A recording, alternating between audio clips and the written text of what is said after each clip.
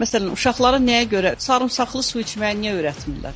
Qatıqlı sarımsaq yeməyi niyə öyrətmirlər? Yəni, uşağa vermək olar. Düzdür, sarımsağı birbaşa vermək olmaz, mədə bağırsağı biraz qıcıqlandırır. Amma onu qatığa qatıb vermək olar. Sarımsağı əzirsən və yaxud azca doğrayırsan, qaynar suya tökürsən, qalır səhərə. Buna deyirlər sarımsaqlı su. Çox xeyirlidir qurtlara qarşı. Bax, bunu xörək qaşığı ilə verirsən uşaqlara, içinə də bal tök biraz. Xörək qaşığına gündə 3 dəfə ver. Yəni, bunlar hamısı profilaktikdir.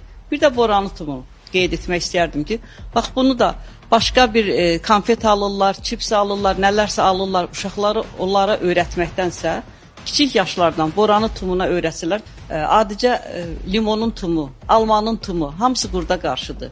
Yəni, limondan əgər dəmləmə istifadə edirsə, dediyim o limonun, sarımsağın içərisinə limon da atmaq olar. 1-2 dilim limon da atırsan və limonun tumlarını da atırsan.